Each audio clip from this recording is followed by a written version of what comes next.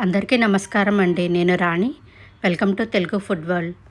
ఆరోగ్యంగా బరువు తగ్గాలన్నా, షుగర్ కంట్రోల్లో ఉండాలన్నా, రక్తహీనత తగ్గాలన్నా, మోకాళ్ళ నొప్పులు లేకుండా రోజంతా ఎనర్జెటిక్గా ఉండాలన్నా పాతకాలపు ఈ సూపర్ ఫుడ్ కంటే ఉత్తమమైనది మరొకటి లేదు.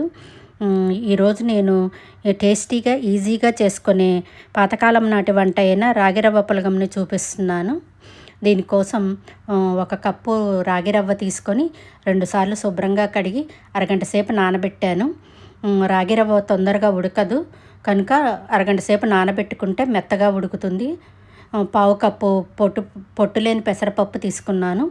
స్టవ్ మంటను సిమ్లో ఉంచుకొని ఈ పెసరపప్పుని దోరగా వేయించుకోవాలి. పెసరపప్పులో ప్రోటీన్ అధికంగా ఉంటుంది, అంతేకాకుండా చలువ కూడా చేస్తుంది. కనుక ఈ రాగి పెసరపప్పు కాంబినేషన్ ఎంతో ఆరోగ్యకరమైంది. పెసరపప్పు వేగాయి. ఇప్పుడు వీటిని పక్కకు ప్లేట్లో పోసుకొని చల్లార్చుకొని తర్వాత శుభ్రంగా కడిగి నీళ్లు పోసి పెట్టుకోవాలి. స్టవ్పై ప్రెషర్ కుక్కర్ పెట్టుకొని అందులోకి 1 టేబుల్ స్పూన్ ఆయిల్ వేయాలి. ఆయిల్ని వేడెక్కనివ్వాలి. ఆయిల్ వేడయ్యింది. ఇప్పుడు కొంచెం జీలకర్ర వేసుకొని చిట్లనివ్వాలి. జీలకర్ర వేగి చిట్లేటప్పుడు ఒక చిన్న ఉల్లిపాయని పొడవు ముక్కలుగా కట్ చేసుకున్నది వేసుకోవాలి. ఉల్లిపాయలని కొంచెం ఎర్రగా అయ్యేదాకా వేయించుకోవాలి. ఉల్లిపాయలు కొద్దిగా ఎర్రగా అయ్యాక ఒక చిన్న అల్లం ముక్కను తీసుకొని చిన్న ముక్కలుగా కట్ చేసి వేసుకోవాలి. కడిగి పెట్టుకున్న కరివేపాకు కూడా వేసుకోవాలి. పొడవుగా చీల్చి పెట్టుకున్న పచ్చిమిర్చి ముక్కల్ని వేసుకోవాలి. ఉల్లిపాయలని వీటిని కొంచెం సేపు వేగనిద్దాము. ఉల్లిపాయలు ఇంకొంచెం ఎర్రగా వేగాయి. మనం వేసిన అల్లం ముక్కలు కరివేపాకు కూడా వేగింది. ఇప్పుడు నానబెట్టుకున్న రాగి రవ్వను వేసుకుందాము. రాగి రవ్వని కంపల్సరీగా ఒక అరగంటన్నా నానబెట్టుకోవాలి. అప్పుడే పులగం మెత్తగా ఉడుకుతుంది. అలాగే కడిగి పెట్టుకున్న పెసరపప్పును కూడా వేసుకోవాలి. పెసరపప్పు రాగి రవ్వ అంతా తాలింపులో కలిసేలాగా బాగా కలుపుకోవాలి.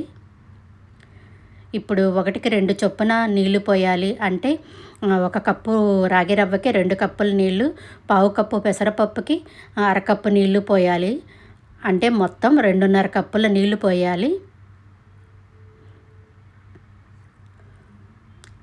2.5 కప్పుల నీళ్లు పోసాను.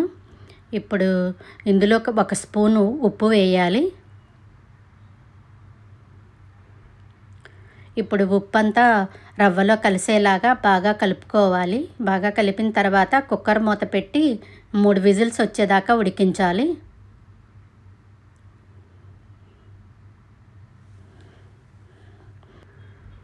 ప్రెషర్ పోయాక మూత తీసి చూస్తే ఈ విధంగా ఉంటుంది. కుక్కర్లో పెట్టాం కాబట్టి రాగి రవ్వ కొంచెం గడ్డలు కట్టినట్లుగా ఉంటుంది. దీన్ని గరిటెతో కదుపుతూ గడ్డల్ని చిదపాలి. కొంచెం సేపు కలిపితే ఈ విధంగా అవుతుంది. ఇందులోకి 1 స్పూను నెయ్యి వేసుకోవాలి. ముందు 1 అర స్పూన్ వేసాను, ఇప్పుడు 1 అర స్పూన్ నెయ్యి వేస్తున్నాను. నెయ్యి వేయటం వల్ల పులగం చాలా టేస్టీగా ఉంటుంది. రాగుల్లో ఫైబరు, కాల్షియం, ఐరన్ అధికంగా ఉంటాయి. ఫైబర్ ఎక్కువగా ఉండడం వల్ల కొంచెం తిన్నా పొట్ట నిండినట్లుగా ఉంటుంది, ఎక్కువసేపు ఆకలి వేయదు. ఐరన్ అధికంగా ఉండడం వల్ల రక్తహీనత ఉన్న వాళ్ళకి రక్తహీనతను తగ్గిస్తుంది. కాల్షియం ఉండడం వల్ల మోకాళ్ళ నొప్పులు, నడుముల నొప్పులు ఉన్న వాళ్ళకి ఈ ఫుడ్ తీసుకోవటం వల్ల చాలా వరకు ఉపయోగం ఉంటుంది. ఇప్పుడు నెయ్యిని బాగా కలిపాం కదా, దీన్ని ప్లేట్లోకి తీసుకొని సర్వ్ చేసుకోవాలి. ఈ రాగి పులగాన్ని వేరుశనగ విత్తనాల పచ్చడితోటి సర్వ్ చేస్తున్నాను. ఇది పచ్చి పులుసుతో తిన్నా బాగుంటుంది, లేదా పెరుగుతో తిన్నా కూడా బాగుంటుంది. ఈ రెసిపీ నచ్చిందా? నచ్చితే వీడియోని లైక్ చేయండి. మీ ఫ్రెండ్స్కి, ఫ్యామిలీ మెంబర్స్కి షేర్ చేయండి. ఇలాంటి పాతకాలం నాటి హెల్తీ రెసిపీస్ కోసం ఛానల్ని సబ్స్క్రైబ్ చేయని వాళ్ళు సబ్స్క్రైబ్ చేయండి. మీరు ఇంట్లో ట్రై చేయండి. మీకు ఎలా వచ్చిందో కామెంట్లో చెప్పండి. Thanks for watching.